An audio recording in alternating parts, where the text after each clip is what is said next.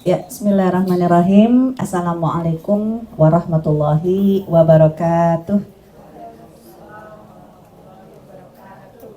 Alhamdulillah wassalatu ala rasulillah wala haula wala quwata illa billah amma ba'du. Asyhadu an la ilaha illallah wahdahu la syarikalah wa asyhadu anna Muhammadan abduhu wa rasuluhu la nabiyya ba'dah. Allahumma salli ala sayyidina Muhammad wa ala ali Muhammad fil alamin innaka Hamidum Majid. Terima kasih banyak Bu Nova dan juga ibu-ibu dari Jakarta Garden City serta tamu undangan tim merah putih ya, yang Masya Allah hari ini kita duduk bersama untuk memperbaiki ya penampilan kita, tidak hanya beauty tapi juga inner beauty ya, cantik luar dan dalam. Dan memang Islam itu memberikan tuntunan untuk melakukan perubahan tidak hanya berupa teori, tapi kita bisa mempraktekannya karena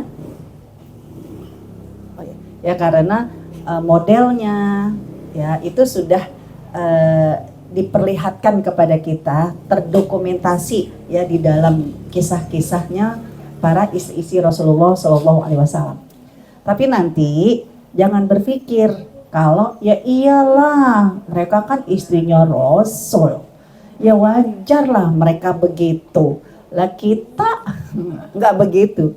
Kenapa? Karena Nabi Muhammad dengan para istrinya itu adalah manusia dan kita juga manusia. Kita punya kesempatan yang sama untuk menjadi makhluk yang terbaik. Kenapa? Karena Tuhannya Nabi Muhammad dengan Tuhan kita Tuhan yang sama. Tuhannya istri-istri Nabi Muhammad dengan Tuhan kita Tuhan yang sama. Ya hanya kita beda hidupnya aja. Ya, mereka hidup di zaman Rasul, dan kita hidup di zaman sekarang. Karena kita hidup di zaman kapan kan kita tidak bisa memilih. Ya, namun kamu akan belajar menjadi orang yang terbaik.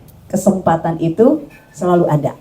Karena Tuhan yang dulu adalah Tuhan yang sama dengan Tuhan yang sekarang. Dan juga Tuhan yang sama dengan Tuhan yang akan datang. Itulah Allah Subhanahu wa Ta'ala. Dan salah satu metode yang diberikan oleh Allah untuk mempermudah kita menjadi lebih baik adalah metode kisah. Karena hari ini saya diamanahkan untuk bagaimana nanti dari cerita-cerita ini nggak sekedar sebuah cerita. Jadi Al-Quran, hadis itu banyak cerita. Tapi Al-Quran dan hadis itu bukan buku cerita. Ya, kalau sekedar buku cerita nanti kita bisa kejebak menganggap kalau Al-Quran itu nggak sempurna. Ya, kita akan menganggap hadis itu nggak sempurna. Kenapa? Karena yang namanya cerita itu kan kepinginnya lengkap dari awal sampai akhir, tokohnya, waktunya kan begitu. Tapi ternyata nanti tahu-taunya yang terdokumentasi tentang cerita ada namanya, tapi nggak disebut kapan waktunya. Ada lokasinya, tapi nggak disebut siapa orangnya, kan gitu. Kalau kita ngelihatnya sebagai standar buku cerita, kita akan menganggap ceritanya nggak lengkap, kan gitu kan? Menganggap cerita nggak lengkap, menganggap ya cerita di Al-Quran dan hadis Nabi itu nggak sempurna, berarti kita yang menganggap ada yang tidak sempurna dari Al-Quran maupun hadis. Karena kita salah menyikapinya. Ya, padahal nanti cerita-cerita dalam Al-Quran, termasuk cerita-cerita hadis Nabi yang akan kita bahas hari ini, itu jangan dianggap sebagai buku cerita. Tapi dianggapnya apa? Buku hidayah. Kalau disebut dengan buku hidayah, penggalan-penggalan cerita itu pasti ada petunjuk. Apa sih maunya Allah menceritakan kita tentang peristiwa-peristiwa ini.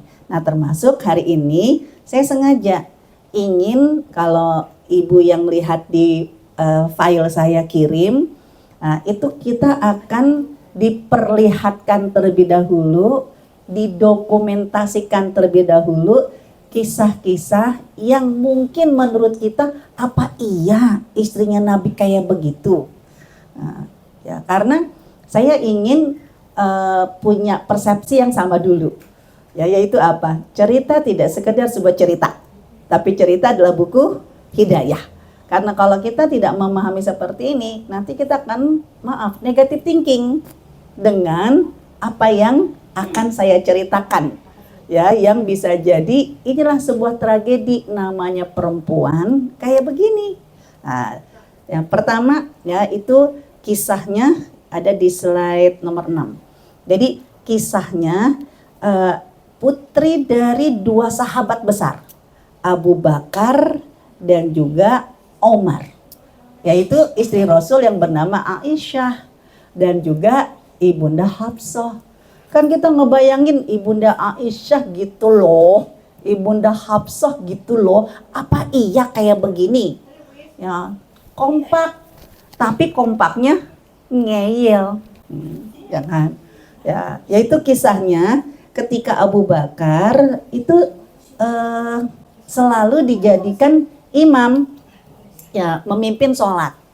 Ya, padahal apa? Suara Abu Bakar be-be aja, biasa-biasa aja.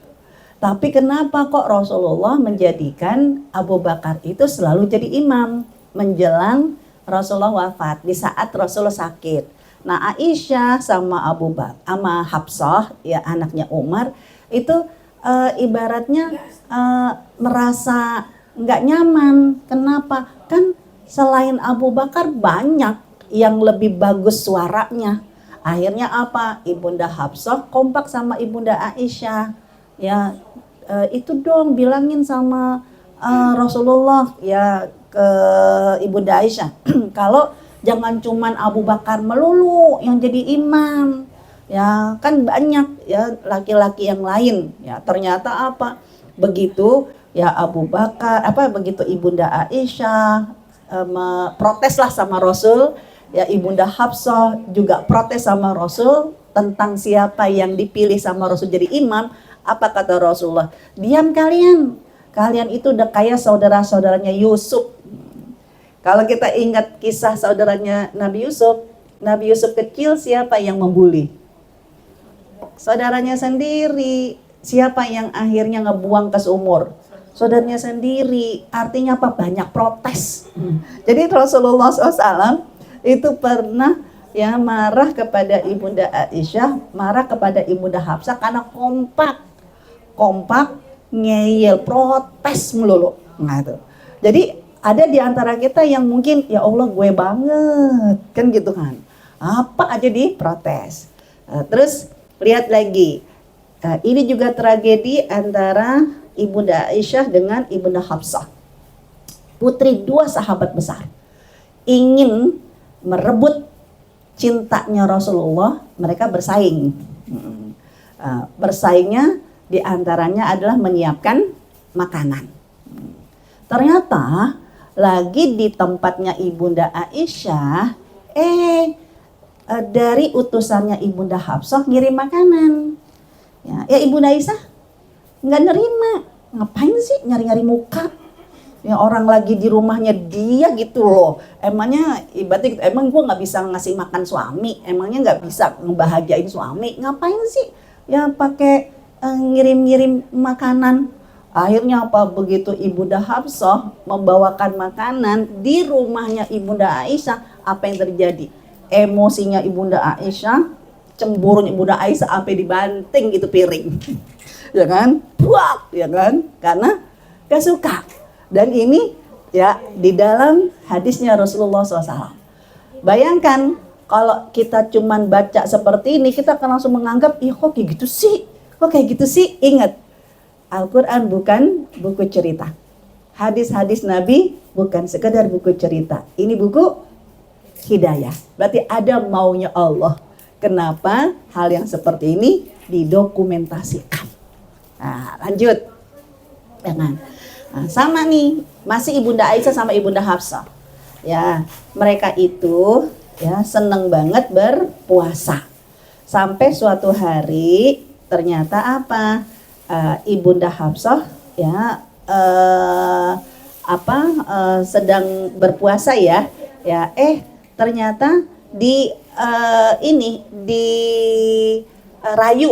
Jangan. Kenapa? Karena dibawain makanan. Ya, apa kata Ibunda Aisyah? Udah nggak apa-apa, buka aja, kan cuman puasa sunnah.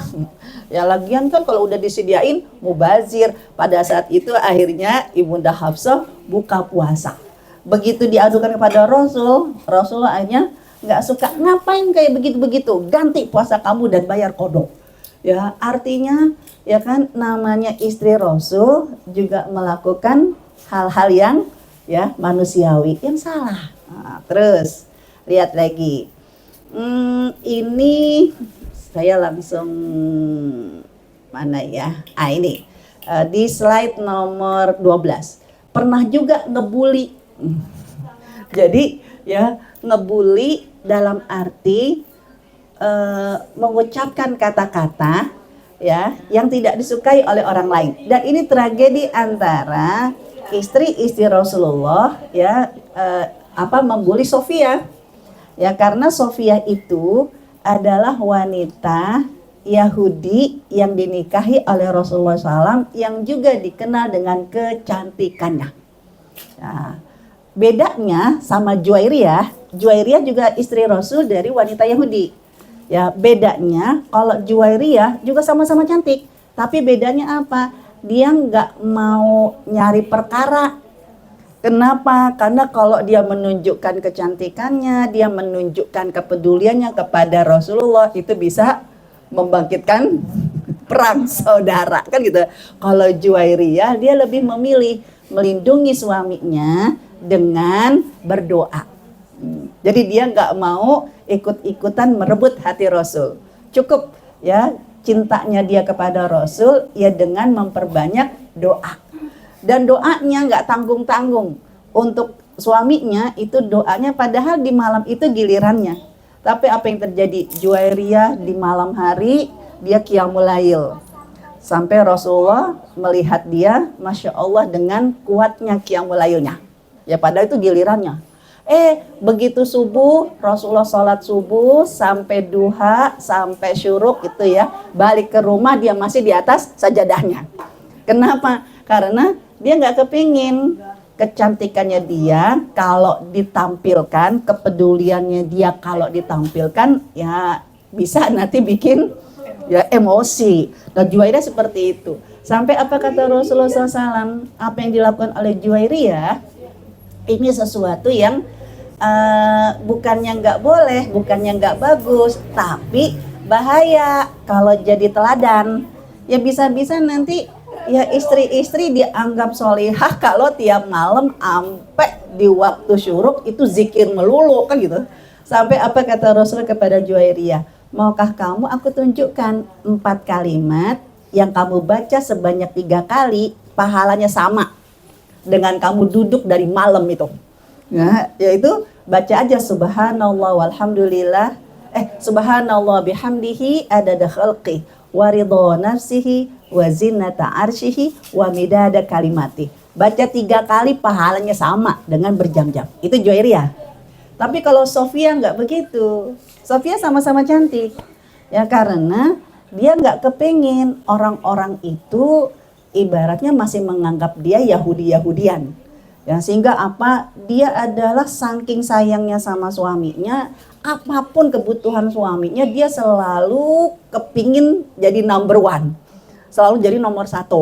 Dan itu nggak disukai sama istri yang lain. Sampai suatu hari Sofiyah itu dibully oleh Zainab binti Jahash ya, itu dengan mengatakan, "Alah, ngapain sih kamu cari muka, dasar perempuan Yahudi." Kan gitu kan? Dia nangis ya lalu mengadu kepada Rasul. Bayangin sesama istri Rasul saling ngebully, ya kan? Sampai Ibunda Sofia itu nangis, ya kan? Ya kan? Kenapa? Ya kan maksudnya kan kita bukannya cari muka, maksudnya kan ya untuk menunjukkan bahwa dia itu ketika sudah menjadi istri Rasul ya memang peduli banget.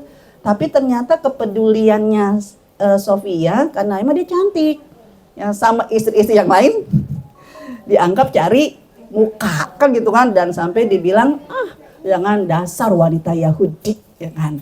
Ini terjadi dalam rumah tangga Rasulullah SAW. Sekali lagi, kalau kita cuman sekedar baca ini sebagai buku cerita, perasaan kita gimana? Perasaan kita gimana? Ya, negatif thinking atau positive thinking?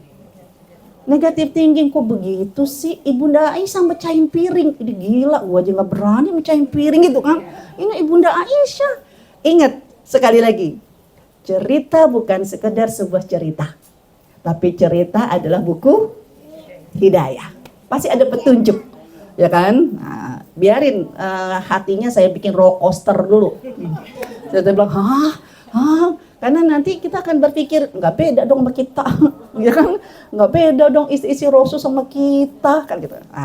Pernah lagi Rasulullah SAW marah kepada Ibunda Aisyah. Jangan, karena Ibunda Aisyah itu memang yang paling muda. Yang namanya yang paling muda bisa jadi yang paling banyak responsifnya, ya kan? Nah itu, jadi pernah suatu kali Rasulullah SAW itu ketika melihat makanan, pernah punya kenangan sama Ibunda Khadijah, dia selalu ya ingat dengan Ibunda Khadijah. Dulu kalau ada kue ini, Ibunda Khadijah memberikannya ke sini, ke sini. Ayo sekarang coba kasih. Terus kalau ada keluarganya Ibunda Khadijah yang suaranya mirip dengan Ibunda Khadijah, lalu dia mengucapkan salam, itu Rasulullah, Khadijah. Nah, Ibunda Aisyah kesel. Apa kata dia? Khadijah, Khadijah, Khadijah. Bukankah engkau sudah diganti nenek-nenek itu dengan gadis yang lebih cantik dan Humairah, ya, yang memerah merona. Itu langsung Rasulullah itu wajahnya berubah. Persis katanya Ibunda Aisyah, seperti Rasul itu ngelihat awan yang mendung. Jadi Rasul itu kalau ngelihat awan mendung gak bahagia. Kalau udah mulai turun hujan baru seneng. Kenapa ngelihat awan mendung itu takut? Karena Rasulullah pernah tahu cerita awan mendung yang membasmi, yang menurunkan azab kepada kaum Ad dan kaum Samud. Itu kan mereka dimusnahkan dengan awan mendung. Tapi kalau udah mulai hujan, Rasul baru ya bahagia. Itu pernah. Ya namanya perempuan tuh gak suka diomong fisiknya, gak suka diangkat-angkat dan diungkit-ungkit usianya. Ya udahlah, kalau emang udah di atas 60 memang udah tua, jangan dibilang kayak nenek-nenek, ya kan? Nah itu Rasulullah gak suka. Dan itu kejadian di rumahnya Rasulullah SAW. Pernah juga ada lagi sampai ributnya keluarganya Rasulullah SAW itu nggak sekedar omongan, tapi dalam hadisnya Rasulullah SAW itu sampai gulat. Tahu kan gulat? Gulat, sampai bergulat. Nah ini kisahnya, yaitu ketika ya Ibunda Aisyah berada di dalam kamar bersama dengan Rasul. Diutuslah putrinya namanya Fatimah oleh para istri-istri, termasuk Zainab binti Jahash. Yaitu bilang, katanya Zainab begini kepada Fatimah, Fatimah kan kamu mau masuk tuh ke kamar bapakmu, bilangin dong sama bapakmu kalau istrinya itu nggak cuma Aisyah, istrinya itu banyak.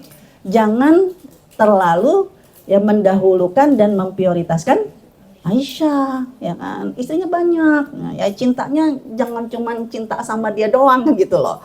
Akhirnya apa? Ya Fatimah datang ya kepada Rasulullah yang pada saat itu Ibunda Aisyah lagi di dalam selimutnya bersama Rasul. Ya ayahku tadi para istri-istri lah ya menyampaikan kalau berbagilah cinta karena istrimu nggak cuman Aisyah tapi punya banyak istri. Apa kata Rasulullah kepada Fatimah? Ya Fatimah, bagaimana menurut engkau? Apakah engkau mencintai apa yang dicintai oleh ayahmu? Iya. Apa engkau juga mencintai orang yang dicintai oleh ayahmu? Iya, kata Fatimah gitu. Lalu apa kata Fatimah? Kalau begitu, cintailah wanita ini. Akhirnya, ya berhasil nggak Fatimah ngebujuk? Enggak. Nah begitu keluar, kan pada nungguin tuh, gimana. Ya, ayahku mengatakan kepadaku, cintailah yang ya dicintai oleh ayahku. Dan aku mencintai siapapun yang dicintai oleh ayahku, termasuk Aisyah. Wah, nggak asik loh, berarti gitu loh. Akhirnya apa? Marahlah Zainab, karena dia yang paling emosian. Marahlah Ibunda Zainab, langsung digebrak pintunya. Dan pada saat itu, saking marahnya Ibunda Aisyah itu sampai ditindihin sama ya Zainab. Ada saking keselnya nih, gitu kan. Dan Ibunda Aisyah mereka Rasul, gimana nih? Kata Rasul, ya kan? Berarti isyarat lawan, dibalas sama Ibunda Aisyah, sampai akhirnya Ibunda Zainab itu kalah. Dan apa katanya Rasulullah, ya engkau tidak bisa mengalahkan Aisyah. Jadi kayak gitu. Coba kalau kita sekali lagi cuman membayangkan ini sebuah kisah, ini hadis riwayat Muslim yang tidak diragukan kesohihannya. Kalau kita baca, sekedar baca hadis ini, kira-kira perasaan kita gimana? Oh, kok kayak gitu sih keluarga Rasul? Ustazah jangan gitu dong, diskriminasi. Jangan, ya masih banyak kebaikan-kebaikannya, kan begitu. Padahal sekali lagi, Al-Quran dan hadis bukan buku cerita. Dia adalah buku hidayah. Kalau begitu, ya kan, singkat cerita. Apa sih maunya Allah ketika ya dihadirkan keluarga Rasul dengan kondisi istri yang seperti itu? Bahkan dalam yang lebih ini lagi, dalam surat At-Tahrim, ya itu sampai kisahnya nggak tanggung-tanggung. Ya, bagaimana Ibunda Aisyah dengan Ibunda Hafsah sampai marahnya, ya tidak hanya Rasul yang dibuat marah, tapi Allah yang dibuat marah. Yaitu ketika Ibunda Aisyah sama Ibunda Hafsah mereka bersekongkol, jadi bikin kesepakatan. Kenapa? Itu Rasul tuh suka banget sama madu, ya, dan madu itu selalu disiapkan oleh seorang istri yang lain, namanya Maria Al-Qibtiyah yang dari Mesir. Jadi kalau mau minum madu, walaupun itu bukan harinya Maria Al-Qibtiyah, Rasul selalu singgah ke rumahnya Maria Al-Qibtiyah. Nah pada saat itu adalah gilirannya rumahnya Hafsah. Ternyata Rasul sebelum ke rumahnya Hafsah, udah dulu ke rumahnya Maria Al-Qibtiyah. Minum madu, dipanggil tuh Aisyah sama Ibunda Hafsah. Cegat itu Rasul. Kan dia habis minum madu tuh. Cegat, ajak ngomong, terus bilang mulutnya bau. Kan gitu kan? Nah nanti kalau dia masuk ke dalam kamar, sama, saya juga bilang mulutnya bau, ya kan? Dicegat tuh sama Ibunda Aisyah. Ya, diajak ngomong, Rasul habis makan apa sih mulutnya bau? Rasul langsung nggak nyaman. Rasul itu suami yang baik, suami yang sayang. Kalau dia suka sesuatu, ternyata apa yang dia suka tidak disukai sama istrinya, dilanjutin nggak dia suka? Enggak. Rasul mulai nggak nyaman. Aduh, aku habis minum madu. Ternyata istrinya nggak suka aroma madunya. Nggak nyaman Rasul. Buru-buru masuk ke kamarnya Ibunda Hafsah. Di dalam kamar Ibunda Hafsah juga ngomong kayak gitu. Hafsah, ya Rasul habis makan apa sih? Baunya nggak enak. Jangan, nggak suka kalau bau-bau kayak gini. Akhirnya apa? Gara-gara istrinya merasa nggak suka, pada Rasul suka dengan madu. Akhirnya Rasul mengatakan, sejak hari itu aku haramkan madu. Kira-kira Ibunda Aisyah sama Ibunda Hafsah seneng nggak? Yes, berhasil. Jangan harap ditengok-tengok, gitu kan? Nah, ternyata yang marah bukan Rasul, yang marah Allah. Langsung turun surat At-Tahrim. Hai Nabi, kenapa engkau mengharamkan sesuatu yang dihalalkan hanya gara-gara tabtagi mardhata azwajik, karena untuk membahagiakan istrimu. Ternyata bini gue begini, gitu kan? Dipanggil lah Ibunda Hafsah. Ya kan? Ya, kenapa engkau melakukan semua itu? Ibunda Hafsah kaget. Kok Rasul bisa tahu? Dia langsung berpikir, nah perempuan begitu kalau lagi cemburu. Ya otaknya buntu. Ya, sampai nggak bisa mikir. Ya pada saat suaminya negor, Ibunda Hafsah langsung berpikir, kok suami bisa tahu nih, siapa yang ngasih tahu nih? Jangan-jangan Aisyah. Makanya ditanya suaminya. Udah tahu suaminya Nabi, lupa kalau suaminya Nabi. Apa kata Ibunda Hafsah kan dalam surat At-Tahrim? Ya, man ambaka hada. Wahai suamiku, siapa yang ngasih tahu kamu? Ya, rencanaku kayak begini. Dia pikirnya kan Aisyah. Apa jawaban Allah? Ya kan? langsung diturunkan dalam saat tahrim jawaban Rasul, ya kan? Qalat man ambaka hada qala nabba'aniyal alimul khabir. Mau tahu yang ngasih tahu aku Allah.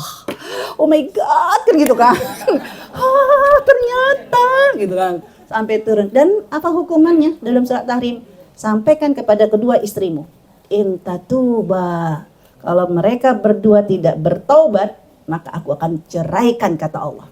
Karena Allah yang menyuruh mereka menikah, maka Allah pun yang akan menyuruh ceraikan mereka berdua dengan wanita yang lebih muslimah, mukminat, qanitat, taibat, abidat, saihat, ya, mau janda ataupun gadis. Tapi ternyata mereka berdua memilih untuk ya bertobat. Coba bayangkan kalau saya ngebayangin istri-istri tadi nih, ya Allah, yang namanya manusia kan melakukan kesalahan. Ya udahlah, kalau dimaafin jangan disebut-sebut, kan gitu kan? Ternyata diabadikan di dalam Al-Quran, diabadikan dalam hadis Nabi. Kira-kira gimana perasaannya? Ya Allah, kan gitu ya. Kita aja kan kalau punya kesalahan katanya udah dimaafin, tapi masih disebut-sebut. Kan kita merasa dia mah maafin kagak ikhlas, ya kan? Masih diinget-inget ya. Karena inilah sebuah hudayah, sebuah petunjuk. Artinya apa? Allah Subhanahu wa taala sengaja mendokumentasikan ini karena lihatlah, semua manusia setinggi apapun imannya, siapapun suaminya, potensi dia melakukan kesalahan. Tapi Allah sangat-sangat sayang siapa yang pernah melakukan kesalahan lalu dia berubah. Maka siapapun yang ingat dengan kesalahannya, lalu ingat dengan perubahannya, maka dia pun mendapatkan pahala jariah. Maka dari sini maksud dari Allah Subhanahu wa taala menceritakan tragedi-tragedi dalam rumah tangga Rasul karena untuk mengajarkan kepada kita punya masa lalu. Kita punya karakter yang bisa jadi menyakiti suami kita. Bisa jadi menyakiti Tuhannya suami kita. Dan bisa jadi menyakiti orang yang harus dijaga perasaannya. Ibunya suami kita. Mertua, kan gitu kan? Dan itu kan sebuah kesalahan, sebuah dosa. Masalahnya kalau Allah langsung ngasih tahu ke istri-istri Rasul, itu salah.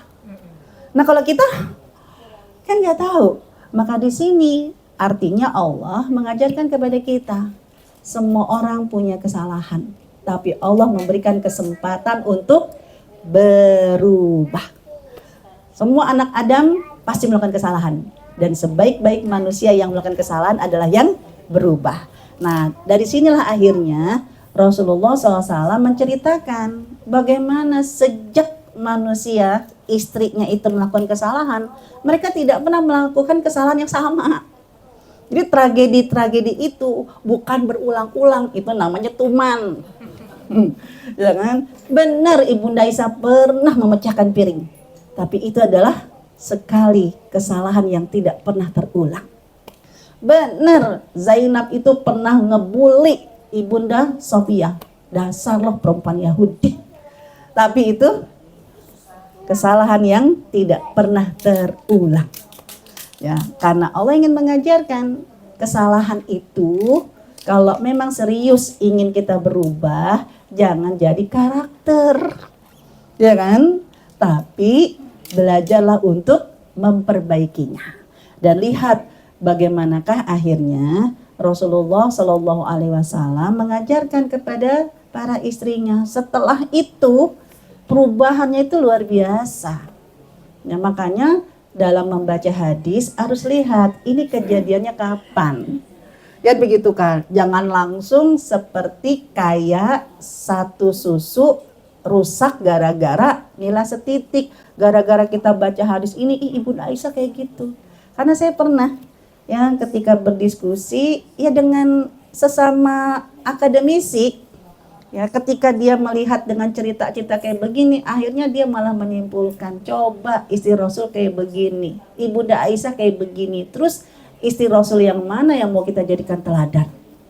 Ya Allah, itu sudah memahami dengan sudut pandang negatif. Makanya kamu akan menjadikan ini sebuah cerita yang dianggap diskriminasi, ya dianggap ini sebuah keburukan. Bahkan saya pernah juga ya ketika membahas ini ada yang menganggap kok ustazah diskriminasi sih. Makanya jangan sepotong kalau mendengarkan. Sengaja saya sampaikan ini dulu agar apa? Agar kisah-kisah kesalahan itu kenapa didokumentasikan bukan untuk membuka aibnya, tapi untuk menceritakan bahwa semua manusia bisa berubah. Bisa berubah. Dan lihat akhirnya perubahan itu di slide yang pertama, perubahan itu ya dengan kita langsung melihat 9 istri Rasul, kalau yang menyebutkan dengan 9, karena ada yang menyebutkan 11. Itu tergantung dengan kondisi statusnya. Karena ada yang budak lalu dijadikan istri. Jangan melihat, ya Allah, Rasul istrinya banyak banget ya, kan gitu kan. Ya kan sengaja saya dokumentasikan. Ya di slide yang sebelumnya itu Rasulullah menikah dengan Ibunda Khadijah usia berapa? 25. Rasulullah beristri selama dengan Ibunda Khadijah, ya kan? Ada enggak selain Ibunda Khadijah istri-istri yang lain? Enggak ada. Berarti monogami. Rasulullah pernah melakukan sunnah beristri satu. Kapankah Rasulullah melakukan poligami? Usianya berapa? Ya, itu setelah hijrah ke Madinah. Rasulullah hijrah ya itu di umur 53 tahun. Lalu ya ibaratnya baru diminta untuk menikah itu kan kalau dilihat itu mulai dari hijriahnya itu udah mulai 3 hijrah. Ya, jadi 3 hijriah. Berarti 2 atau 3 tahun setelah hijrah.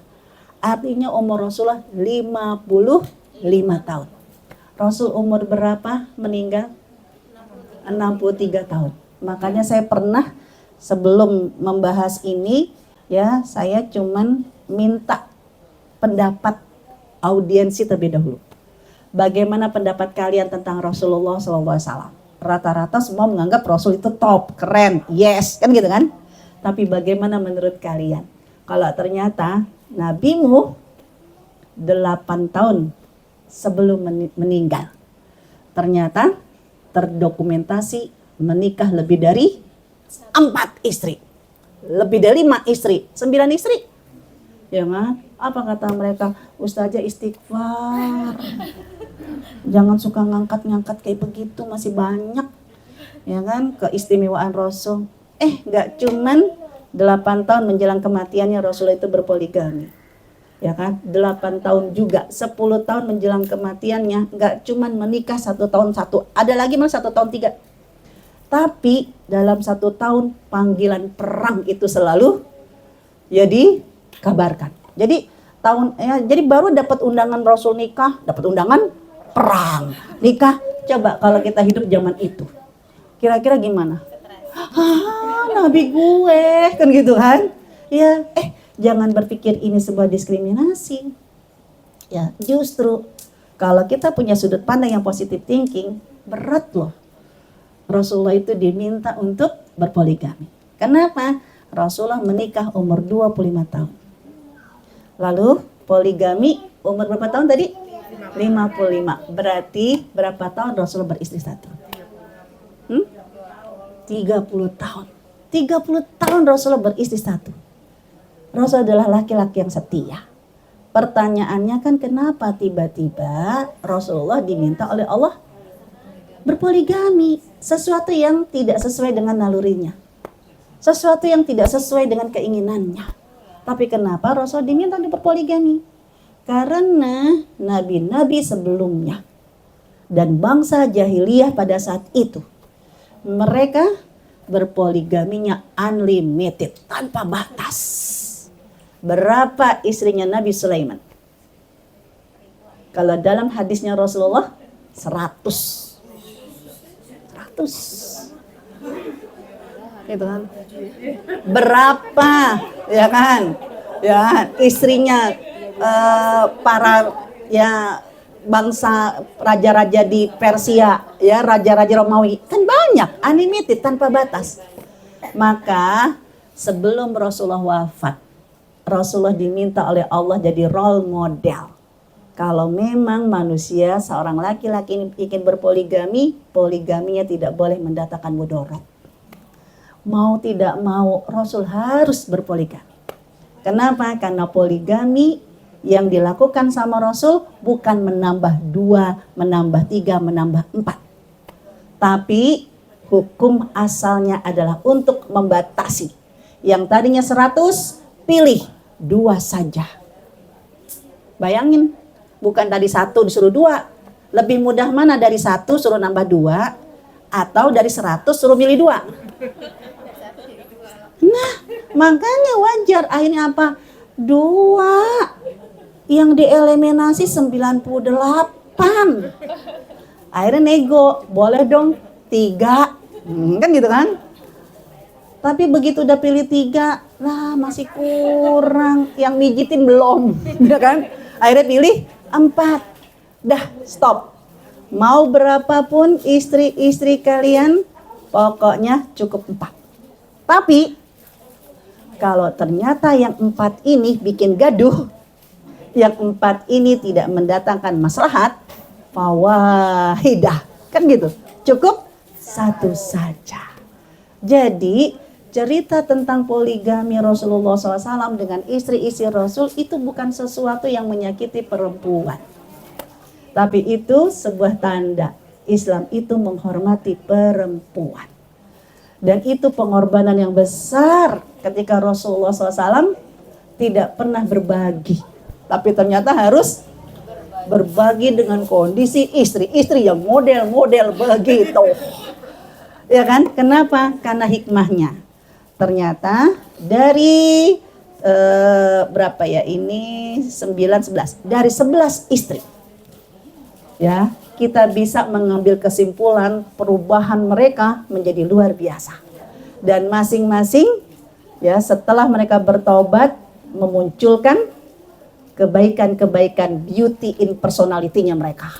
Ya, dari Ibunda Aisyah, memang nanti kita akan ngambil pelajaran Ibunda Aisyah itu kenapa disukai sama Rasulullah.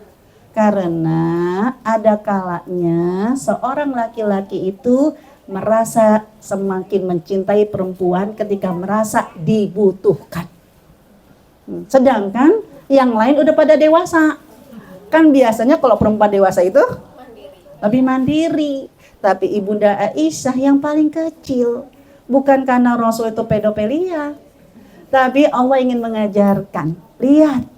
Ketika laki-laki itu sudah sempurna, udah mapan, ternyata dia butuh sosok perempuan yang tidak sekedar mandiri, tapi perempuan yang selalu membutuhkan suaminya. Karena Ibunda Aisyah kayak gitu, ya kepingin selalu dikit-dikit nanya sama Rasul, sedikit-dikit kepinginnya ngajak main Rasul, ya Rasul diajak main, ya kan, diajak nobar.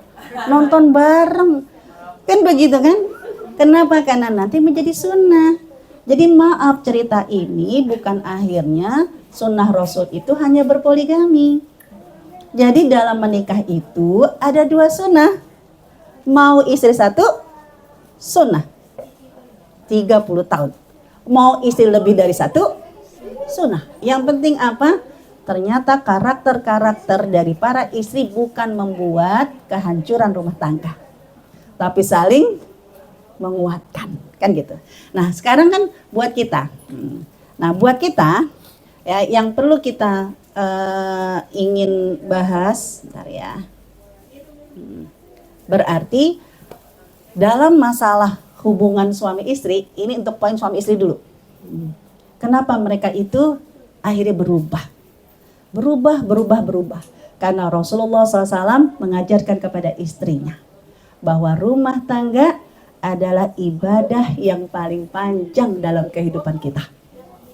Itulah surganya kita. Kan begitu? Ya kan? Dengan berbagai macam sosok suami yang model kayak apapun, Ya, tapi jadikanlah suami kita adalah ladang pahala. Karena cuma dua ladang pahalanya menghadapi suami. Kalau nggak sabar, ya syukur. Kan gitu kan? Ya, karena suami kita bukan malaikat. Dia adalah manusia yang punya kekurangan. Maka kita akan hidup dengan kekurangannya. Dan kita pun akan hidup dengan kelebihannya. Ya, yang penting itu jadi mata pelajaran. Jadi ngelihat suami, kalau dalam bab rumah tangga ya, ngelihat suami jangan toksik. Ngelihat suami itu mata pelajaran. Ya kan? Apakah mata pelajaran sabar ataukah mata pelajaran syukur? Ya gitu. Ada seorang ibu yang pernah curhat sama saya, Ustazah doain ya, saya bisa istiqomah menghadapi suami dengan model kayak begini. Sehingga akhirnya saya bisa sabar. Kan kata Ustazah itu bisa jadi masuk surga melalui pintu sabar. Doain ya biar saya istiqomah dengan kesabaran saya. Saat beliau ngomong kayak begitu, hati saya terengus. Aduh, bukannya saya nggak mau doain, saya malah takut ngedoain. Kenapa? Ibu merasa hari-hari hidup dengan pahala sabar. Nggak pernah merasakan pahala syukur. Jangan-jangan kenapa ibu tidak bisa bersyukur? Karena maaf, ibu tidak pernah melihat satu nikmat sekecil apapun yang ada pada suami. Makanya, karena nggak bisa melihat satu nikmat yang ada di depan kita, yang ada di suami kita, jangan harap Allah akan kasih nikmat yang kedua, ketiga, dan keempat. Yang satu aja kamu gak syukuri. Ibu menganggap sabar itu mulia. Saya takut. Jangan-jangan ibu gak bisa bersyukur karena ibu gak bisa melihat nikmat sekecil apapun. Kalau kamu tidak mampu bersyukur dari nikmat yang kecil, jangan harap Allah akan kasih gelundungan rezeki buat kita. Syukuri dulu yang ada. Karena bisa jadi itu adalah nikmat. Syukuri. Ya kan? Habis gimana Ustaz? Ya, yang namanya perempuan kan kepengennya didengerin. Ya kan? Ternyata apa? Ya kan? Kan kita ibaratnya healing kita kan taklim. Ya kan? Tapi begitu kita taklim Ustazah, kita jadi bisa membedakan antara suami impian dengan suami realita. Ya, dulu mah waktu kita taklim kita biasa aja gitu kan. Sekarang begitu kita taklim kita baru tahu kata Ustadz, kalau kepingin rumah ini anak-anaknya rajin sholat, ya bisa ngaji. Ternyata kata Ustadz kuncinya di mana? Suaminya dulu. Ya Allah Ustazah, ya kan suami kita itu ya begitu cuma nyari duit doang. Ya kan begitu dia aja Pak, sholat subuh Pak. Ya, aku juga selalu subuhan. Bapak subuhannya mah udah kayak duha. Kan gitu kan? Yang penting juga sholat subuh kan gitu. Ini mama gimana sih? Sejak mama nikah, sejak mama itu ngaji. Ya maaf, Bapak gak suka. Kenapa? Mendingan mama gak usah ngaji deh. Jangan kadang kalau mama ngaji kayak begini nih, Ustazah masa saya dilarang ngaji, oh Ustazah. Ya kenapa? Karena sebab saya ngaji suami saya nggak suka. Ya kan? Ya karena wajar lah suami nggak suka. Kenapa? Ya karena yang namanya suami itu pasal 1 yang nggak pernah boleh disalahin. Sama kayak kita ke anak kan, mama itu pasal 1, mama nggak pernah salah. Pasal 2 kalau mama salah, ya sama suami juga begitu. Ya, jadi ya jangan salahkan suami. Kenapa kita nggak bersyukur? Ya Allah, alhamdulillah aku punya suami yang tidak melarang aku ngaji kemarin. Nah gitu kan? Ya kan?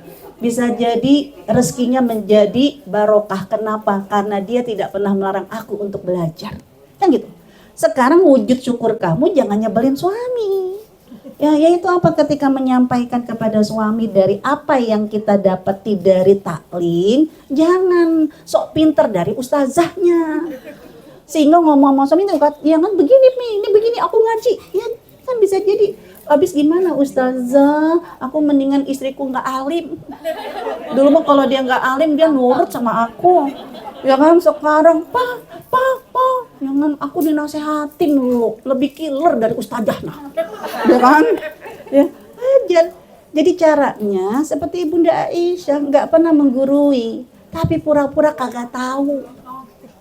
Ya, Papa, ya kan, katanya tadi rumah tangga itu seperti sekolah. Kayak apa sih maksudnya kayak sekolah? Kan gitu. Suami itu seneng banget ketika istri itu udah banyak belajar, tapi selalu nanya sama suami. Judulnya bukan karena nggak tahu, pura-pura nggak tahu. Dan harus siap kalau kata suami begini, mama makanya kalau ngaji tuh yang rajin, dengerin. Biarin, tapi syukuri dulu, ya Allah, ternyata alhamdulillah. Ya kan begitu ya. Terus pernah lagi ya, kenapa kok jadi semakin ngaji semakin malah nggak merasa bersyukur? Habis ustazah, ya Allah, suami saya marah, udah nggak boleh lagi ngaji sama ustaz. Ya kan, coba ditanya sama suami, kenapa nggak boleh ngaji sama ustaz? Ternyata apa alasannya, kata suami ketika saya konfirmasi, habis ustazah kalau sama ustazah mas saya masih oke lah, tapi kalau ngaji sama ustaz no. Kenapa? Bayangin aja di depan telinga saya dia ngomongin laki orang. Dia bilang, emang ngomongin siapa sih? Ya kan, emang ngomongin siapa di depan suami? Ya kan, kata ustaz, kata suami, ustaz itu laki orang. Kenapa nyebut-nyebut ya laki orang di depan saya cemburu. Udah mama nikah aja sama ustaz. Ya Allah ustazah, saya nasihatin suami saya nih, kata ustaz begini nih kata ustaz begini, makanya papa dengerin dong YouTube-nya ustaz. Kan kesel. Udah kalau gitu kawin aja lo sama ustaz. Ya Allah ustazah,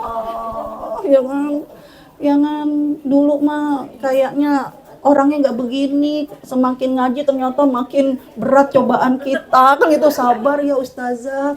Terus ada lagi, ya gimana ustazah, gimana saya bisa bersabar, bisa bersyukur, giran dia nggak tidur, ya giran sadar, kayak gitu ngomel-ngomel. Ya giran kita mau cerita, ya kan, lagi enak nih, Pak aku mau cerita gitu kan, udah aku mau cerita, udahlah mending cerita aja, jangan cerita ustaz aja, cerita gitu kan, cerita makanannya kak, cerita temennya kak, kata suami gitu, yang penting jangan cerita ustaz. Bayangin aja, ini kita udah ganti topik, ceritanya bukan cerita ustaz, yang ada apa? Kan sakit hati. Saya bilang, kenapa itu kamu menjadikan sakit hati? Padahal kalau kamu menganggap itu rasa syukur, maka Allah akan berikan kamu nikmat yang lebih besar. Dari mana ustazah dicuekin kayak begini rasa syukur? Lihat dong ketika kita berbicara dengan anak kita.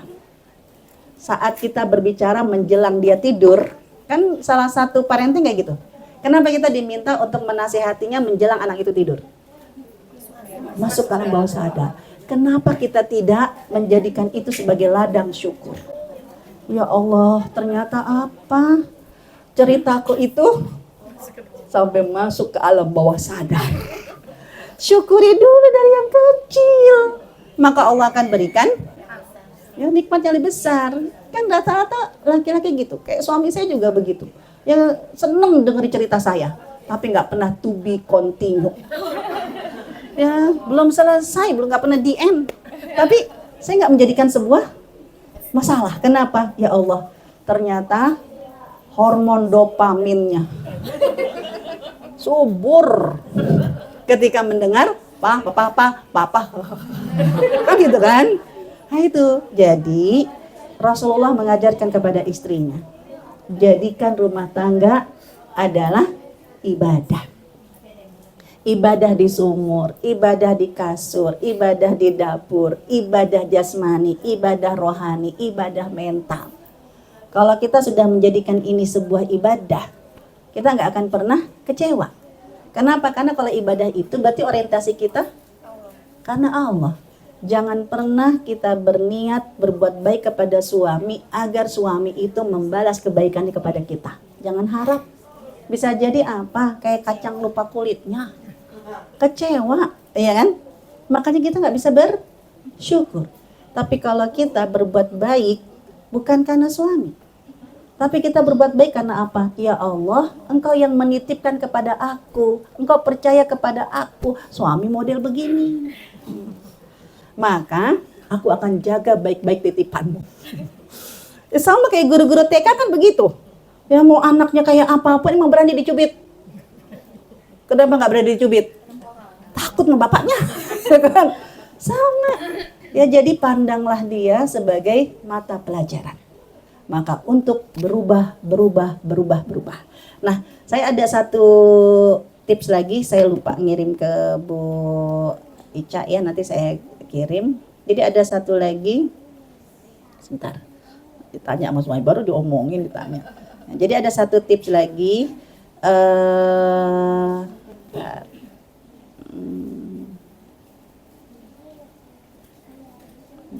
jadi kunci untuk kita bisa berubah,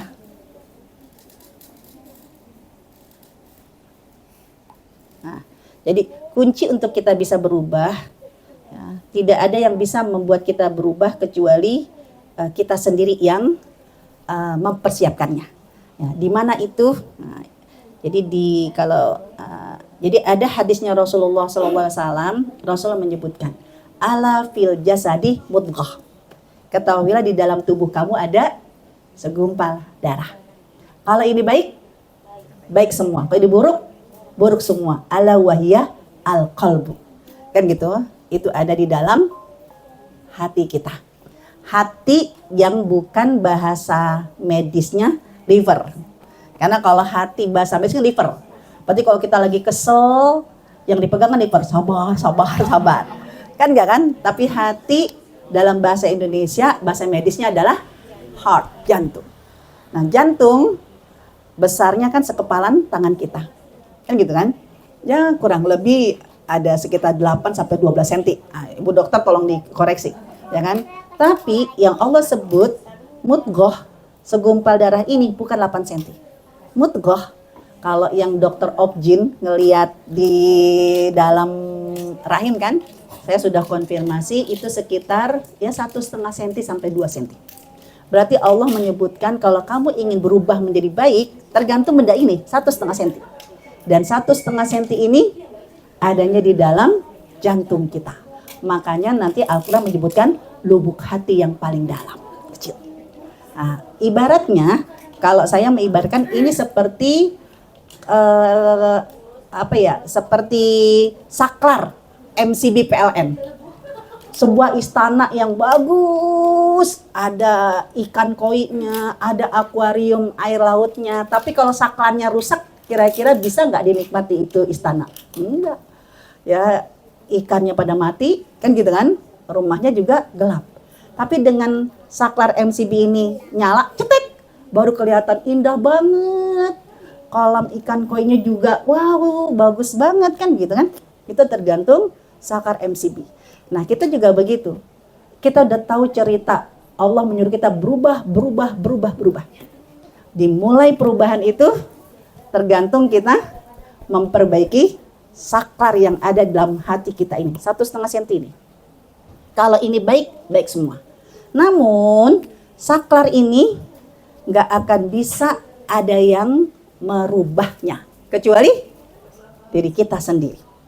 Maka saya mengajak kepada ibu-ibu semua, ayo kalau kita ingin memiliki beauty in personality, dimulai dari saklar kita yang ada di dalam lubuk hati kita, sudah berfungsi atau belum?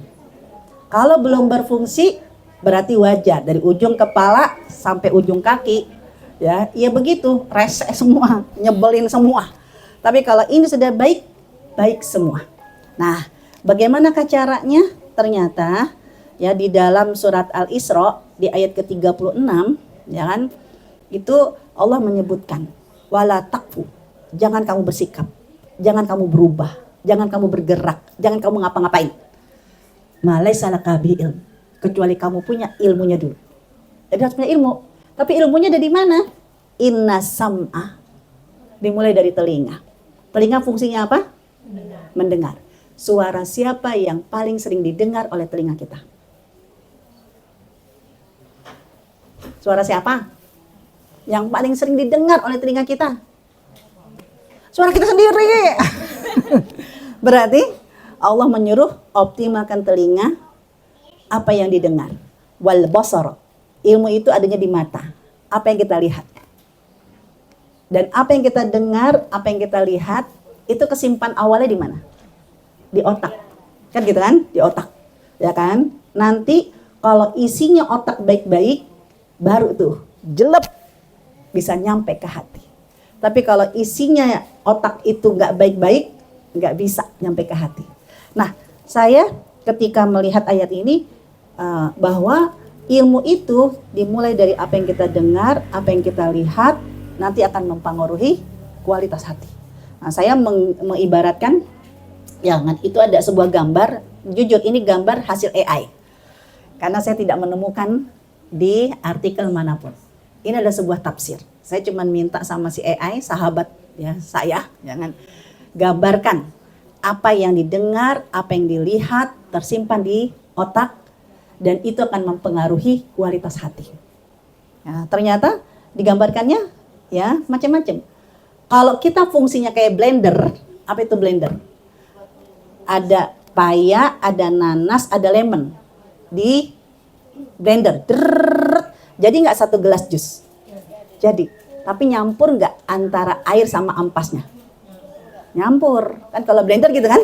Ya, makanya kalau kita terbiasa telinga dengernya macam-macam, mata ngelihatnya macam-macam, maka isi otaknya macam-macam. Ya, kadang dengerin yang baik, kadang lihat yang baik, maka yang ada di otak baik. Baru tuh bisa di hati baik-baik. Ngelihat suami sabar, sabar. Ngelihat tetangga sabar, sabar. Karena ketelannya airnya. Tapi itu gara-gara blender kan nggak cuman air, ampasnya juga. Nah begitu ketelan ampasnya, ya Allah sakit hati punya tetangga kayak begini. Ih kerepotin banget, nyakitin banget. Kenapa nyakitin? Setiap hari, pagi, siang, sore, malam, paket. Oh, masa tetangga yang dapat paket kita yang sakit hati, itu tanda ya ketelan ampasnya. Ya kan? Kalau kita seperti blender. Tapi kalau fungsi telinga dan mata kita seperti juicer, nanas, paya, lemon, di juicer, jadi nggak satu gelas jus. Ada nggak ampasnya? Nggak ada. Berarti kalau kita ingin berubah, dimulai dari telinga kita. Boleh kita mendengar apapun, tapi mulailah mulut kita, yang didengar oleh telinga kita, kata-kata yang baik. Boleh kita ngelihat apapun, tapi belajarlah apa yang disimpan di otak kita, yang baik-baik. Baru tuh nanti jelek. Yang ada nanti baik-baik, menjadi memori jangka panjang. Nah saya, untuk menjadikan pribadi yang beauty in personality, saya harus melatih fuad ini. Namanya fuad kalau dalam bahasa Al-Quran. Yang saklar MCB ini. Gimana telinga saya, mata saya, otak saya harus seperti juicer. Ngelihat boleh apapun yang dilihat. Dengar apapun yang kita dengar. Tapi di otak harus saripatinya aja. Dan saya belajarnya itu dari ngelihat status WA orang. Karena status WA orang itu bisa jadi roller coaster di dalam hati saya. Kadang saya bisa nerima, kadang sebel, kan gitu kan. Ya Allah kalau kayak begini terus nih hati saya, gak akan bisa saya berubah menjadi baik. Karena hati itu bolak-balik. Tapi kalau kita udah dibiasakan yang baik, maka nanti akan jadi baik. Nah, saya ketika saya melihat status WA orang, itu bukan karena saya kepo. Karena anak saya pernah nanya gitu, Umi ngapain sih ngelihat status WA orang, kepo banget? Umi kan kepo. Ini lagi kepingin beauty in personality. Gitu kan? Kenapa? Karena saya kepingin telinga saya, mata saya simpan di otak ya yang baik-baik. Ya. Karena kalau ngelihat dunia nyata bisa jadi orang pada jaim. Ya kan? Tapi kalau dunia maya wah pada lebay. Gitu kan? Gitu kan? Maka saya bilang kalau saya melihat status WA orang, Dek, Umi itu ada 3 mata pelajaran. Ini biar beauty in personality. Pertama apa? Mampukah saya berlapang dada? Apapun statusnya orang. Jangan sampai ya Allah, baru kemarin dia pulang haji, tahu nggak sekarang udah di Cordoba. Terus maksudnya apa? Itu banget ya, maksudnya dia nggak punya perasaan banget ya. Kan orang lagi pada banyak yang kesulitan, susah. Iya ya janganlah posting-posting kayak begini. Sakit hati kita. Astagfirullahaladzim. Jangan harap kita bisa berubah. Jangan harap ngelihat kisahnya Ibunda Aisyah yang mecahin piring, itu kita bisa mengambil hikmah. Yang ada bawaannya julid melulu. Ya kan? Mampukah kita berlapang dada? Apapun status orang. Yang kedua, nggak cuma lapang dada. Naik di challenge. Mampukah kita mengambil hikmah? Itu kadang perlu bantuan orang lain. Termasuk saya sampai butuh bantuan anak saya. Ketika saya cuma bilang, adik, Umi mampu alhamdulillah berlapang dada dengan status orang. Cuman satu teman Umi ini. Bantuin dong ngambil hikmahnya. Kenapa? Lebay banget. Jangan. Emang apa sih Mi? Nih dia tuh setiap dapat alpukat. Ya Allah, itu statusnya lebay banget. Alhamdulillah dapat alpukat yang menyatukan my habib, yang suamiku dan anak-anakku. Itu setiap dapat alpukat. Kalau dia marketing mah wajar. Dia nggak jualan. Lihat deh, lebay banget. Gimana saya bisa mengambil hikmah? Kalau otak saya masih menganggap dia lebay. Ya kan? Umi jujur, Umi nggak bisa mengambil hikmah dari status ini. Sampai nyaris saya kepengen unfriend. Kan hilangin aja namanya. Ya kan? Kalau hilangin di kontak kan nggak bakalan muncul. Ya kan? Tapi berarti saya kan belum berhasil men-challenge. Di mana saya bisa beauty in personality, saya nggak mampu mengambil hikmah. Ya kan? Kenapa saya tidak bisa mengambil hikmah? Karena saya tidak mampu berlapang dada. Tahu apa kata anak saya yang SMP kecil? Mi, makanya mikir Mi. Suruh mikir saya. Makanya sih nggak bisa mikir. Karena hatinya lagi julid. Mi, bayangin Mi, dia cuman alpukat aja, sebegini bersyukurnya. Nah Umi itu ada jeruk, ada kelengkeng, ada apel, kayaknya B aja deh. Dalam banget itu. Ya Allah, ternyata ya kan, hati saya tidak bisa mengambil hikmah karena hati saya masih belum berlapang dada, masih julid. Karena ngelihat status orang tuh kayak roller coaster kita. Ya kan? Sabar. Besok Senin, ya kan hari Minggu nih habis ngaji. Sabar. Hari Senin lihat status orang, ini sahurku, mana sahurmu? Ya kan? Mampu nggak kita mengambil hikmah? Kan gitu kan? Itu. Terus yang ketiga, saya kepingin beauty in personality tidak hanya kelapangan hati saya, kemampuan mengambil hikmah, tapi saya bisa memberikan kebaikan untuk orang. Gimana caranya? Setiap status orang kita bisa berbuat baik. Yaitu saya bersedekah doa. Ya kan? Bersedekah doa. Orang yang lagi happy-happynya, doa yang dibutuhkan apa sih? Biar happy-nya langgeng, kan gitu kan? Jangan sampai tiba-tiba jatuh kayak kena penyakit ain. Dan cukup lindungi mereka dengan sedekah kita. Barakallah. Udah cukup dengan sedekah barakallah. Dan itu yang apapun yang kita lihat, kalau sudut pandang kita masih negative thinking, jangan harap hati kita bisa mulia. Maka hari ini kenapa tadi sengaja saya tampilkan dulu cerita yang membuat gejolak. Kok kayak begini sih? Ternyata semua ada hikmahnya. Menunggu perubahan. Sama halnya juga kita ingin berubah. Dan ternyata berubah itu tergantung dari lubuk hati kita yang paling dalam. Tapi hati kita akan bersih tergantung kitalah yang memulai. Telinga kita boleh mendengar apapun. Mata kita boleh melihat apapun. Tapi biasakan disimpan yang baik-baik. Baru nanti hati kita akan jernih, hati kita akan bersih. Ngelihat apapun, kita nggak akan galau. Kenapa? Semua orang punya kekurangan. Ya, apalagi itu adalah orang yang kita cintai. kita akan terus dampingi. Karena suatu saat bisa jadi dia akan berubah. Dan kita menjadi orang yang beruntung mendapatkan dunia dan akhiratnya. Kenapa? Karena kita mendampingi orang yang kita cintai berubah. Wallahu a'lam bishawab. Kira-kira inilah yang bisa saya sampaikan. Assalamualaikum warahmatullahi wabarakatuh. Waalaikumsalam warahmatullahi wabarakatuh. Masya Allah, luar biasa materi hari ini gitu ya.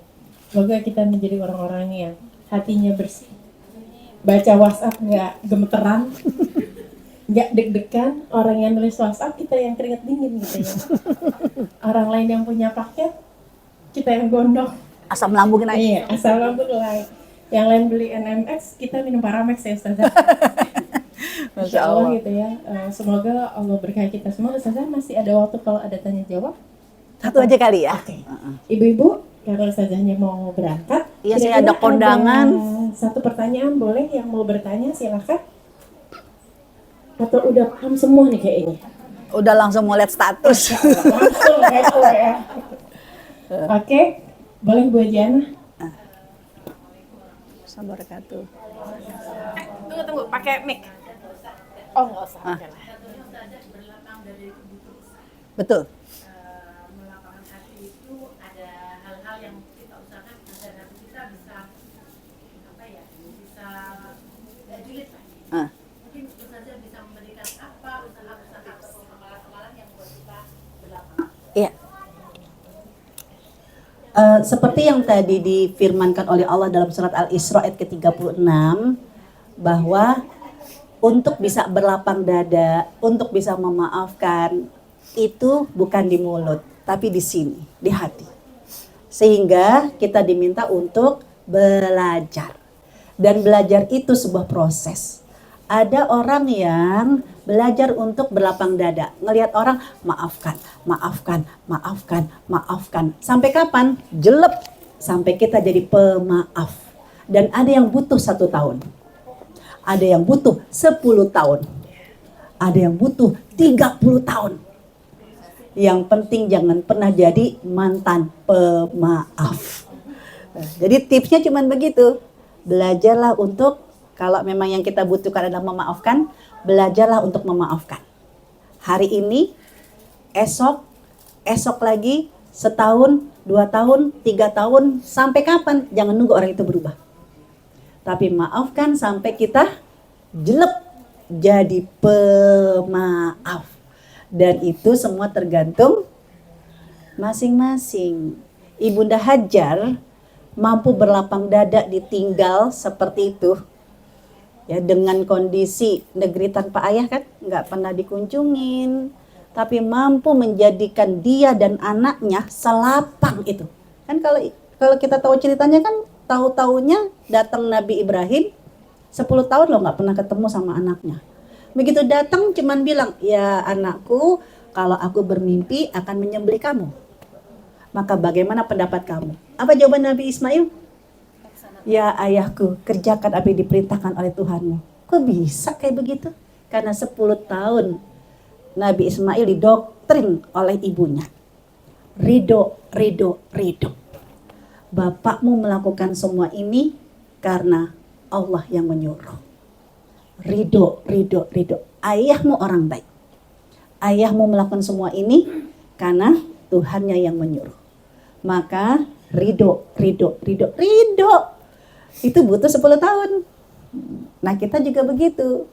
Belajarlah memaafkan, maafkan, maafkan, maafkan sampai kapan? Sampai kita jadi pemaaf. Alhamdulillah udah bisa memaafkan Ustazah. Kenapa? Ya emang udah kayak begitu. Udahlah maafin aja ya. Silakan. Tapi jangan suatu saat kita jadi mantan pemaaf. Ya Allah Bapak, kurang baiknya apa aku sama kamu Bapak? Bla bla bla bla bla. Ya udah kata malaikat, ya nggak jadi deh. Tadinya pemaaf jadi mantan pemaaf. Dan itu harus menjadi paradigma kita. Belajar memaafkan, memaafkan, memaafkan sampai aku jadi pemaaf. Sabar, sabar, sabar, sabar sampai aku jadi penyabar. Kan gitu. Belajar sampai aku jadi pembelajar. Wallahu a'lam bishawab. Di challenge, ya kan? Semua tergantung kebiasaan kita, ya. Assalamualaikum warahmatullahi wabarakatuh. Alhamdulillahirrahmanirrahim. Ibu-ibu, mari kita tetap membaca hamdalah. Alhamdulillahirrahmanirrahim. Istighfar, astagfirullahaladzim, astagfirullahaladzim, astagfirullahaladzim. Dan doa kafaratul majlis. Subhanakallahumma bihamdika asyhadu an la ilaha illa anta astaghfiruka. Assalamualaikum warahmatullahi wabarakatuh. Waalaikumsalam warahmatullahi wabarakatuh. Sampai 42 menit. Maaf ya ibu-ibu, tidak bermaksud mau buru-buru.